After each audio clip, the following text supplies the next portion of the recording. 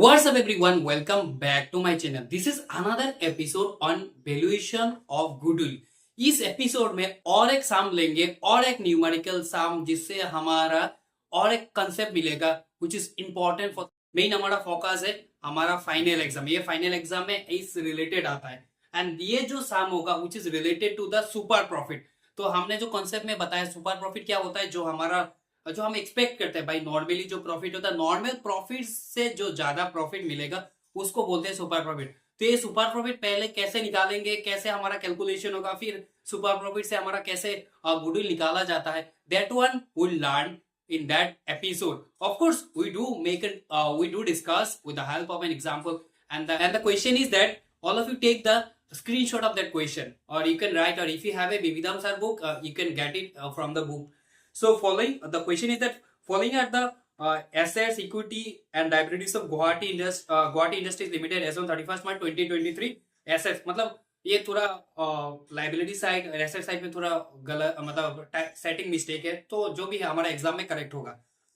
तो assets amount, equity and liabilities amount. तो asset side में goodwill, building, furniture, machinery, patent, vehicle, current asset. And equity and liabilities के अंदर equity, share capital, reserve, then debenture, provision for tax, then current liabilities. Then under some additional information is that assets are revalued as follows: goodwill nil, building 4,50,000, furniture 28,000, machinery 4,15,000, patent nil, vehicles 1,30,000. current assets are valued at 80% of the book value. ये हम each जो term हम पढ़ रहे हम discuss करेंगे in detail. The company earns an average profit of 2 lakhs for the last 5 years. It is considered that a return of 10% on net tangible asset is reasonable in the industry. मतलब जो हमारा net tangible asset होगा उसका 10% हमारा that is हमारा normal rate of return होगा. Assessing the value of goodwill if any at 2 years purchase of the annual super profit. मतलब finally हमारा जो सुपर प्रॉफिट आएगा उससे हमें इंटू 2 करने से हमारा दैट इज गुडविल निकाल. एनुअल प्रॉफिट हमारा है, देखो एनुअल प्रॉफिट हमारा क्या है, 2 लाख है. ये the company earns an average profit, मतलब हमने कंपनी ने कितना प्रॉफिट अर्न किया ये दिया है 2 लाख. लेकिन हमारा नॉर्मल प्रॉफिट सुपर प्रॉफिट निकालने के लिए क्या होगा, actual average profit minus normal profit. Annual profit या average actual there is profits earn it is given, मतलब 2 लाख है. लेकिन नॉर्मल प्रॉफिट कितना है ये तो नहीं दिया गया, तो इनडायरेक्टली दिया गया, तो ये हमें निकालना पड़ेगा. तो नॉर्मल प्रॉफिट कैसे निकालेंगे, यहाँ पे बोलो देखो which is given. It is considered that a return of 10% on net tangible asset is reasonable in the industry. मतलब हमारा net normal rate of return हमारा 10% किसका ऊपर है, नेट टेंजिबल एसेट. तो उसका मतलब क्या है, हमें नेट टेंजिबल एसेट पहले निकालना है, देन उसके बाद हम सोल्यूशन. देखो भाई एग्जाम का ज्यादा टाइम नहीं तो सीरियसली पढ़ना होगा. तो वैल्यू ऑफ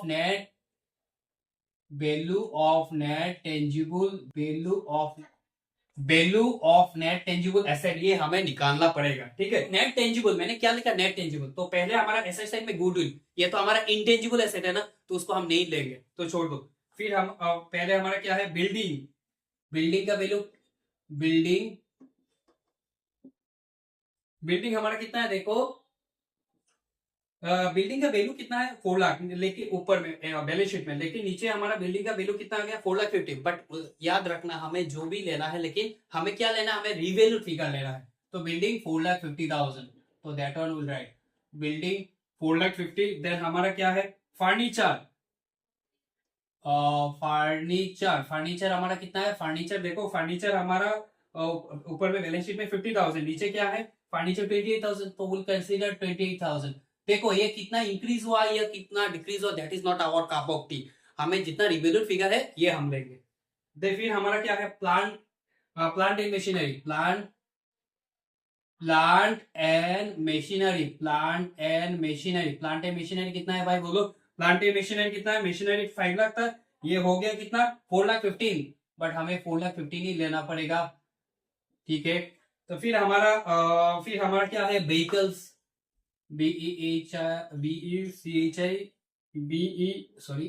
क्या लिखेंगे, व्हीकल्स, VEHICLES.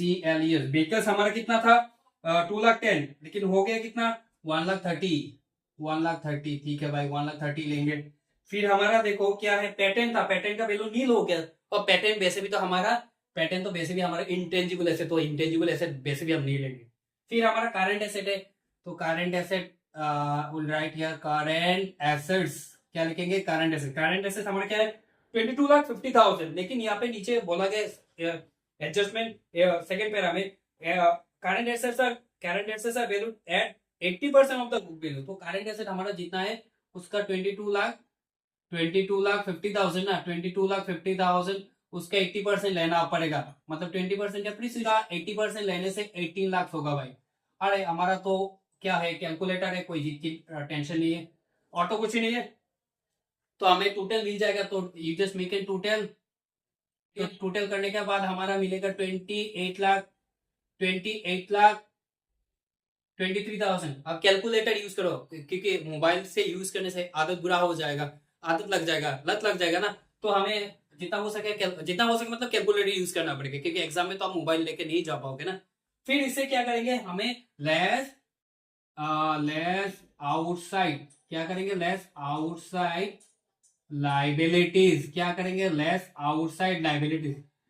जो लाइबिलिटीज है ना, यू कैन राइट उसका एक नाम लिख के, अच्छा हम पूरा लिख के करते हैं। तो डिवेंचर, डिवेंचर हमारा कितना है, डिवेंचर हमारा है 5 लाख, डिवेंचर हमारा है 5 लाख। फिर हमारा है प्रोविजन फॉर टैक्स,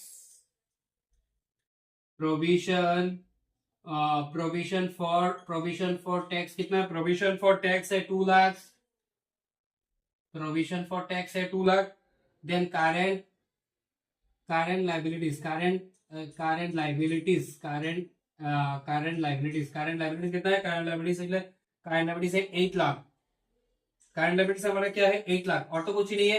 तो हमारा टोटल आउटसाइड लाइबिलिटीज कितना होगा 8 lakh plus 2 lakh 10 plus 5 that is 15।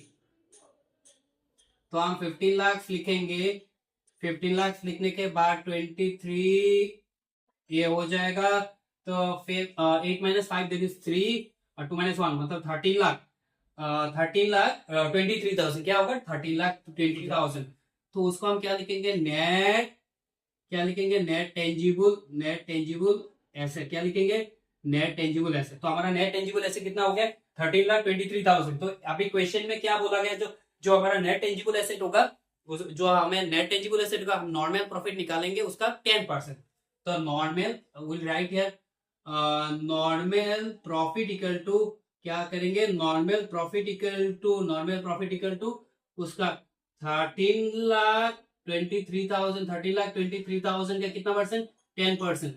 तो 13,23,000 का 10% होने से क्या होगा 1,32,300, क्या होगा 1,32,300। अभी हम सुपर प्रॉफिट निकाल सकते हैं। तो एवरेज प्रॉफिट कितना है, एवरेज एनुअल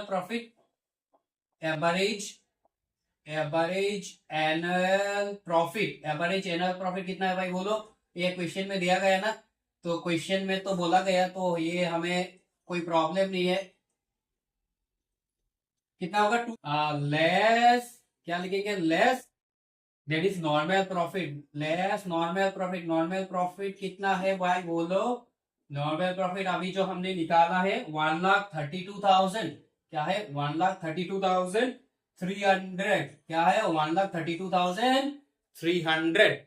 गलत नहीं होना चाहिए, ये माइनस कर लो 7, यहाँ पे क्या है 9 माइनस टू 7, यहाँ पे क्या है फिर से 9 माइनस टू 67,000 60। तो actual annual profit minus normal profit करने से हमें क्या मिलेगा, हमें जो मिलेगा उसको हम बोलेंगे, क्या बोलेंगे सुपर ओवर, नहीं सुपर प्रॉफिट, ठीक है।